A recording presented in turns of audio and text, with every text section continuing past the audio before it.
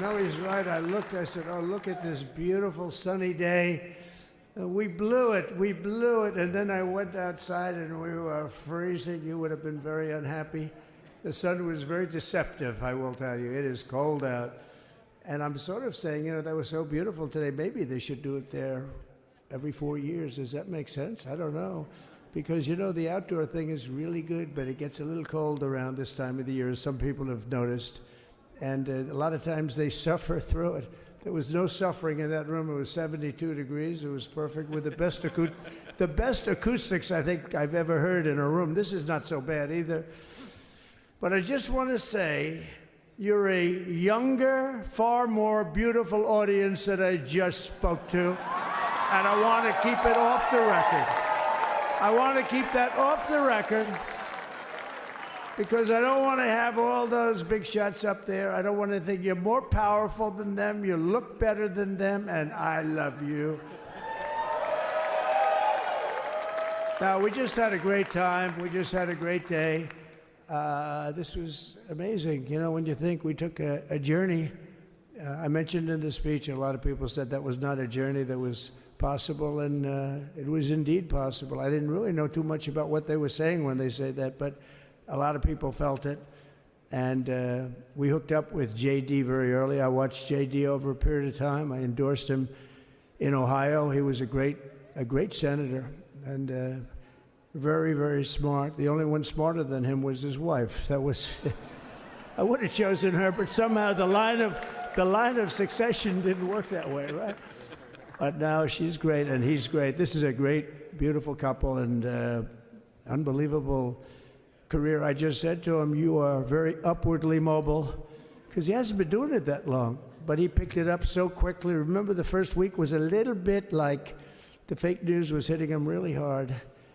And I said, ooh, this may be tough, but after that, it was smooth sailing for him. He took on everybody. He took on the meanest. I don't want to use the word corrupt because we're into a new system, so let's wait till the corruption begins, because it will. But he took on some pretty mean people, and he handled it well. I want to also congratulate Mike Johnson for the job that he's doing.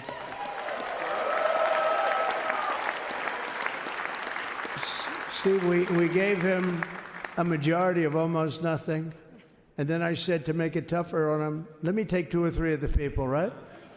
I said, he'll only have to suffer with that for about 3 months. How are they doing, by the way? Are they? Is that moving along? Totally unified. I said, do you mind if I take this one, that one, and a couple of others? He didn't mind. He can handle it. No, he's a man that's liked by everybody. I've never met a man like this. You've got how many is it, 219 or 220 or something? 220. And of the 220, 219 really like him. I noticed he got 1 negative vote once about 2 weeks ago. But I think even 220 like him, if you want to know the truth. And that's very unusual. I know a lot of nice guys in Congress, and they have 35 people that hate him. So if you have 35 people that hate you and you only have 1 or 2 or 3 votes, you'll have 5, I think. But that's going to be like, the good news is when we get to that 5 number, it's going to feel like a massive majority. You could be really nasty to a couple of them at least. So it's going to feel like hitting your head on the wall and stopping. It feels so good to stop, but he's done a fantastic job. And Steve Scalise is, he's our hero because, I was with him. You talk about being shot. I was with him. He got some bad ones, and his incredible wife, and she really loves him. You never know about that. I've been with other people. They were doing poorly, and the wife is like looking at a watch. She can't get out of the hospital fast enough. How's he doing? Oh, I don't know. He's all right. That woman was a mess. She was crying and crying. No, they're going to take him. They're going to take him. I told Steve when he finally woke up, it was a while too. The doctor told me it was the most blood they've ever transfused in any patient. They've never done anything like it. And here he is, the picture of strength, right? And he's been a great friend of mine, right? With a family, because of a family. And what a job you did. It worked out pretty much better than we even thought, right? And I did have a couple of things, to say that were extremely controversial. And between J.D. and Melania and anybody else that heard, please, sir, It's such a beautiful, unifying speech. Please, sir, don't say these things. I said, I'm telling you, it's going to play great. They say, you're right. For this group of people, it's going to play great. You're the only ones I hurt by not, oh, but we had some beauties, didn't we, Melania? She said, sir, calls me sir when she's angry. No. No, I'm only kidding. I better say I'm only kidding, or the press is going to pick that one up loud and clear. No, but she said, no, I think it would be terrible. It's such a nice speech. I think it's, it all depends on your delivery. How was the delivery? Was it good?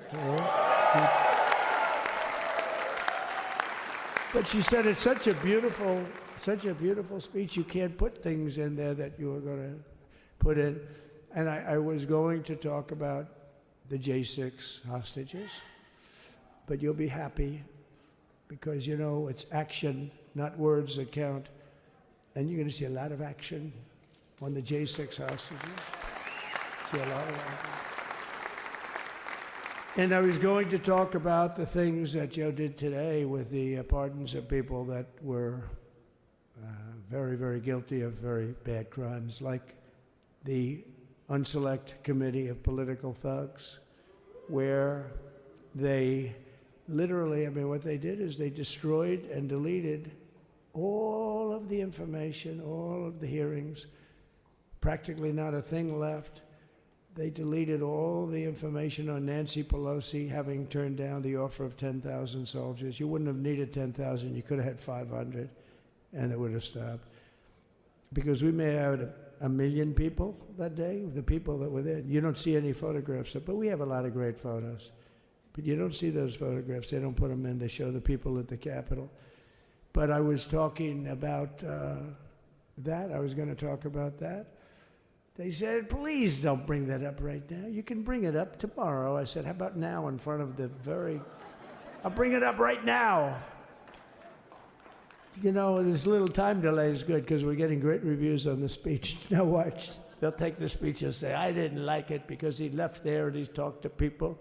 But we're giving you a little more information than we gave upstairs. But no, they pardoned a lot of people. They pardoned, before we even get to today, they pardoned, 33 murderers, absolute murderers, the worst murderers. When you get the death sentence in the United States, you have to be bad because they don't give it much. And he pardoned almost everybody having a death sentence. And if you went through the crimes that were committed, you wouldn't even believe them. The level of violence, the people that were killed, the innocence of people that were killed, and children killed by these people. And he pardoned them for whatever reason. He spared them, but they didn't spare the people that they killed. And who knows what happens in the future. It's one of the worst because a lot of times they let them out early after that. They say you're going to be in for life, but then all of a sudden they get let out for good behavior, and then they go on a rampage. It's one of those little things, right? But I was going to talk about that. But I was really going to talk about the level of, what's going on. Why are we doing this? Why are we trying to help a guy like Milley? Why are we doing Milley? He was pardoned. What he said, terrible what he said. Why are we helping some of the people? Why are we helping Liz Cheney? Liz Cheney is a disaster. She's a crying lunatic and crying Adam Kinzinger. He's a super crying. I never saw the guy not crying. He's always crying. I looked at him. I remember years ago he was actually on my side. And then one day, when you don't want to kill people in wars, they turn against you. Liz Cheney hated the concept of not going to war with everybody. Let's kill everybody. Let's spend a lot of money on military equipment, where her father works, right? And but what she did was incredible.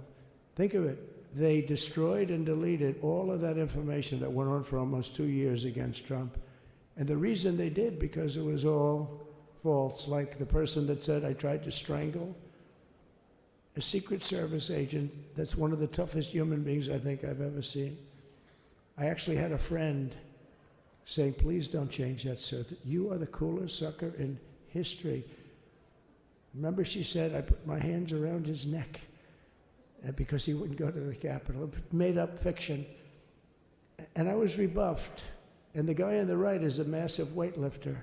probably stronger than me. Do you think he's stronger than me, honey? You know who I'm talking about. Possibly stronger than me. Slightly younger than me, like, I won't say how many years because I don't want to talk about that, but a lot of years. But I had a friend that said, why are you disputing that story? That's the coolest story I've ever heard. That I would attack a karate champion, get slightly rebuffed, and then throw my arms around a guy with a neck about this big. Even though there are bars, you know, there are bars, you can't really do that anyway. So I wanted to talk about that. But all of that stuff got deleted. And the reason it got deleted is they were all caught in lies. You know, Secret Service testified, and they said it didn't happen. Actually, the two guys were very embarrassed. They're suffering because their friends are saying, did Trump really do that to you? But they gained a whole new respect for me. But it was just make-believe stuff, and there were a lot of make-believe stories made up. So rather than suffer the wrath, like the story with Nancy Pelosi, I offered her 10,000 soldiers. She knows it. She admitted it on tape that her daughter made. She's a videographer or whatever you call her, which I'm glad she is. Oh, she can't be in good stead with Nancy. But Nancy said it was my responsibility as she's leaving the Capitol. She said it was, and it was. She's in charge of security at the Capitol. But I offered them up to 10,000 soldiers, even more. One time I said more, as many as you need. But you needed 400 or 500. If 4 or 5, you 10,000, that'd be more than the number of people there by lot. But we offered her 10,000. Think of it, 10,000 soldiers. In other words, J6 wouldn't be J6. There would have been no J6. But she rebuffed them. She didn't like it. No, she didn't like it. Maybe she wanted that to happen. But she's guilty as hell. And now we would have to go through the process because they destroyed all evidence. They deleted everything. There's virtually nothing left. The other fake story and so many other fake stories. And many people came out on our side. And those people now would got to find them. There's nothing left. So that's a criminal offense. If that were a civil case, it would be a criminal offense. If that happened civilly where you did that, it would be a criminal offense. So I decided I'm not going to make this speech complicated. I'm going to make it beautiful. I'm going to make it a unifying speech. And then when they said we have a group of people that are serious Trump fans, I said, this is the time to tell those stories.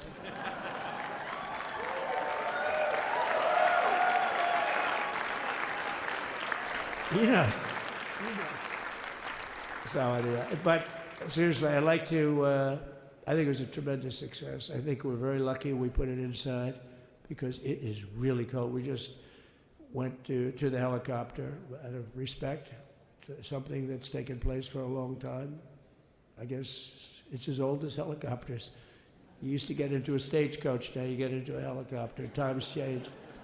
But it's pretty old custom. And it's a beautiful custom, actually. It's a beautiful custom. I wish we could have had a better relationship. I wish we could have had a better relationship between Republicans and Democrats. I was with Senator Schumer. I said, Chuck, I think it's time we all start getting along a little bit because it doesn't make sense. I mean, we literally never get a Democrat vote. They never get a Republican vote, almost. And although there is a bill coming up very shortly that we have a lot of Democrat votes, right? That's going to be a very beautiful bill. We're going to have a deciding, I would say, within a week or so, I think. And it's going to be a very good bill. You all know what I'm talking about. So I just want to thank you all for being here. You have been our fans from day one. All these people all over. You've been our fans. This has been there's never been anything like it. There's never been anything like it. This has been a movement like no movement ever in history for probably any country, let alone this country. You know, if somebody's running for president, and if they go out and they announce they're going to Arizona, they're going to Nevada, they're going to someplace, if you have 200 or 300 people, that would be standard. Ronald Reagan would go out. I mean, outside of the last couple of days where people get a little excited, but even then you have a couple of thousand people. But if you're going to go someplace, any place, any one of the swing states, any one of the other states, I mean, how about the non-swing states? We won Alabama by 48 points. We won Tennessee by massive numbers. Wyoming, we won by numbers that are, nobody's ever seen numbers like that. And, you know, places like California, we did great, but when they send out like 38 million ballots, and nobody knows where the hell they're sending them, and then they come pouring back, the whole thing. You know, they passed a law in California that if you work in an election bureau, and if you so much as ask for a voter ID, if you say, sir, ma'am, could I please look at your voter ID?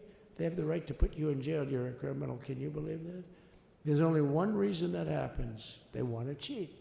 So they had it where voter ID wasn't accepted.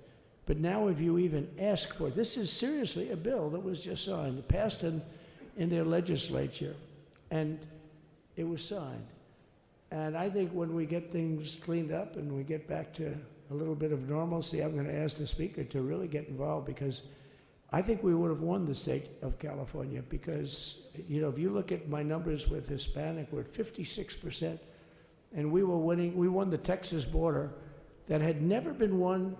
As the governor said, he's doing a good job, the governor, by the way, of Texas. But as the governor said, it hasn't. Oh, did I get lucky? Did I get lucky? Supposing I said, you know, he's not here, but the governor of Texas has done a terrible job. Wow, look at you. You mean we couldn't get you up in the front row? I tell you. Supposing I said, JD, the governor of Texas, he's not doing his job.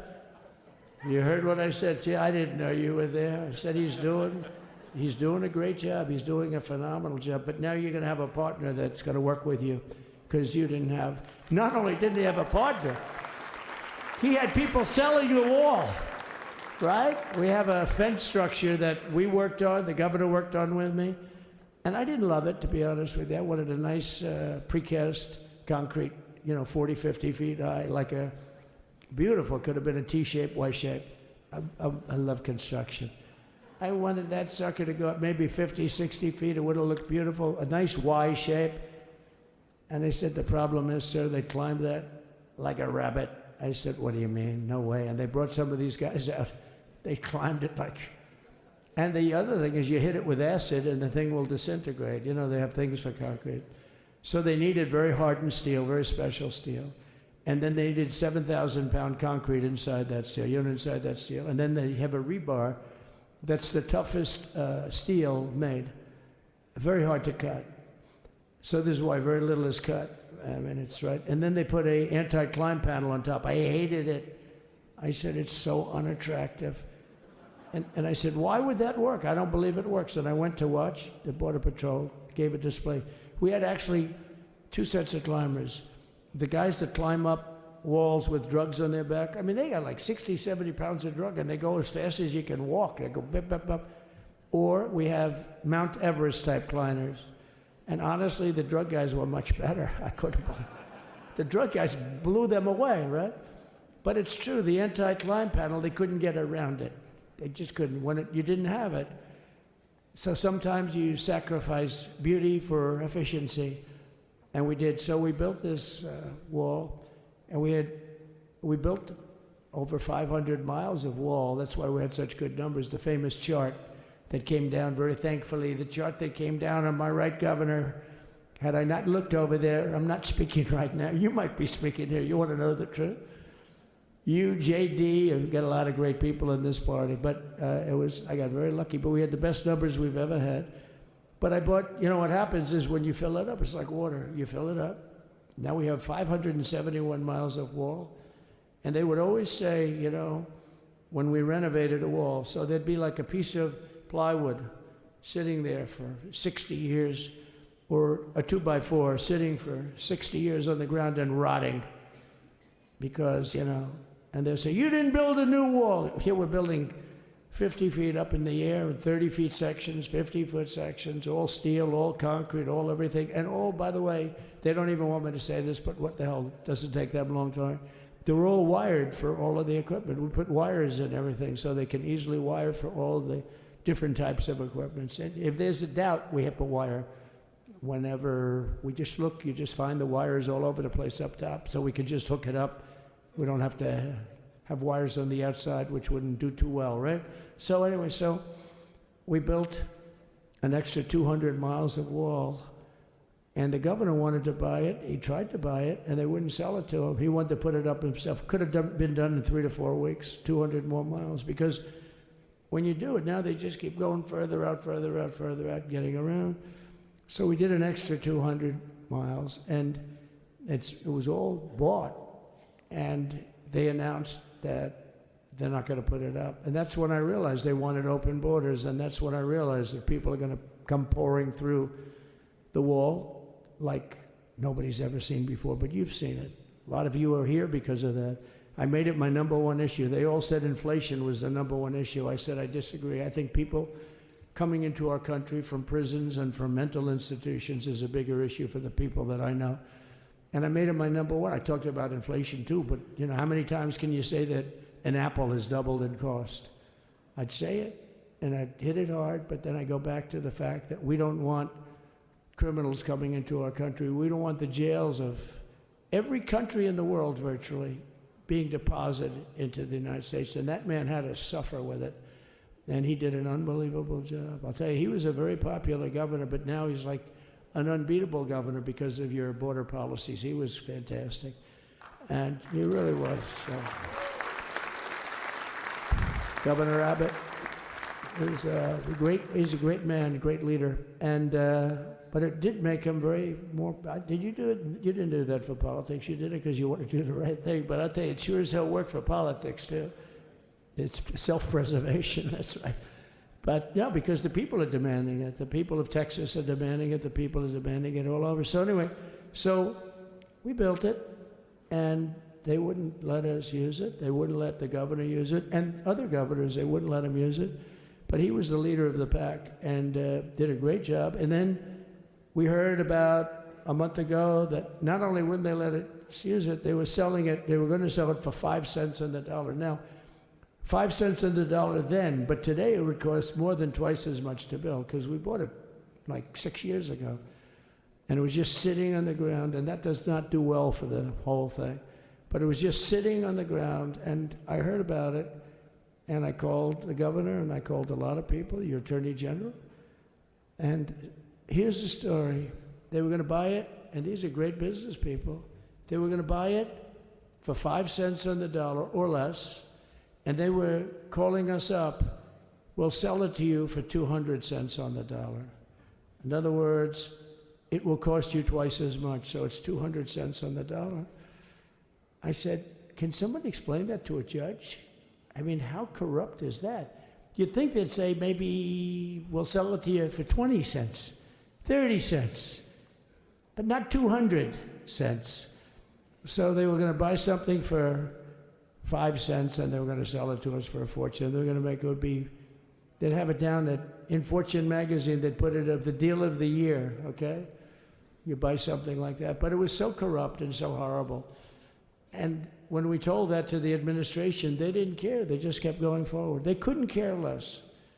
And they kept going forward. They knew that they were trying to sell it back to us. They would have sold it back to us. You would have ended up buying it. You would have paid probably 50, 60 cents. Who knows? But they were going to use it for scrap metal, but then they made a much better deal. They could just buy it and sell it to us for 15, 20 times what they paid. 20 times, think of it, like 20 times what they paid. And we wouldn't let it happen. And the governor with his attorney general, Ken Paxton, they made a fantastic, they're a good lawyer. He's pushed around pretty good by people, right? I said, you got a great attorney general. They should leave him alone. He was with me. But Ken and the governor went to court, and a judge actually became incensed and actually called for an investigation. How could a thing like this happen? So he stopped it. So we're waiting to put that wall up. And now that you have a new president, that wall will go up so fast. The governor will complain, sir. This is Greg Abbott, sir. Please, the wall is going up too fast. Please don't do that. You know the story about winning. No, we're going to win too much. We're winning too much. Please, let's stop. People always love that one. We'll do this with the wall. Governor Abbott calls, "Sir, the wall is going up too fast. We can't take it. We just can't take it." No, I think you'll be very happy if the wall goes up too fast, right? But we'll get that done, and we'll work with you on that. But it was a great decision by a great Texas judge, right? And it was beautiful, beautiful to watch. He stopped them right in their track. I mean, they were literally loading this stuff onto trucks. It was terrible. Honestly, it was terrible. And he wouldn't take it. So I'm so glad I mentioned that they have a really good governor in Texas. And I swear, I didn't know he was here. I swear to you, it sounds like a setup. I didn't know you would end. Did I get lucky? I said the right thing. Because there have been moments when I wasn't so happy with him, you know? But not too many, I can tell you that. So anyway, it's good to see you too, Governor. Great. But I just want to thank everybody. You've been incredible. I recognize so many of you. It's so crazy. But this has been a long journey. This was a journey that started in 2015, probably started 20 years before that. People used to say, "You're going to run for president? You're going to run?" And I always said, no, I don't want. And then one day I said, "Let's give it a shot." And what I talked about then was the border, too. I think it probably was the number one issue for me. Back in 2015, 2016, I talked about the border. And now I talked about the border, but this border is much worse. We fixed the border. It was totally fixed. There was nothing to talk about. 2020, by the way, that election was totally rigged, but that's okay. It was a rigged election. You know the only thing good about it? It showed how bad they are, showed how incompetent, and frankly, historically, this is a much bigger event. If that would have gone like it should have, the bad thing about it is some bad things happen, like a lot of people in our country that wouldn't be in our country right now. So that's the bad part. But I will say that it started in 2015, and right from the beginning, we went to the top. Day one, they announced Trump, and Trump went to number one and stayed there for the whole primary. And then we took on Hillary. She didn't look too happy today. We took on Hillary. A very nice person, but we took on Hillary and we defeated Hillary, and then we did much better the second time in 2020. You know, we got millions more votes. We got millions, like 10, 12 million more votes than we did the first time. No president has ever gotten that many more votes. I got like 9 million more than anybody else had ever gotten, and they said we lost. And because of that, I said to Melania, "What do you think?" And she said, "You want to do this again?"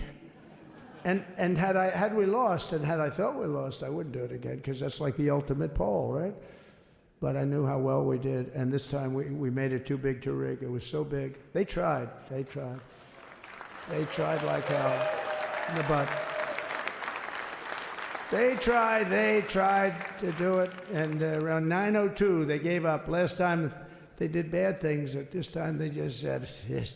You know, I don't know if you saw, Mr. Speaker, in Washington, they had placards. They were all set to march. They thought it'd be closer. A gentleman asked me, a very respected gentleman asked me yesterday, "How come the polls were so wrong? They showed you winning, but not in a landslide."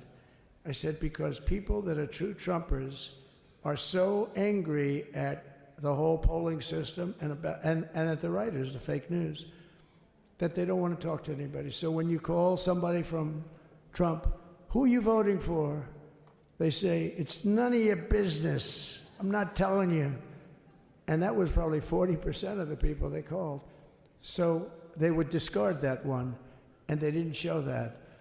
And then when the election happened, you know, the vote came, and it was much different, much higher than, "We're going to win," but they really thought, they couldn't believe the one man said, I mean, it was so much higher. We won all 7 swing states. We won the popular vote by millions of votes, which is hard for a Republican. I'll tell you who came through. The unions came through. The auto workers were great. The Teamsters were great. The firemen were great.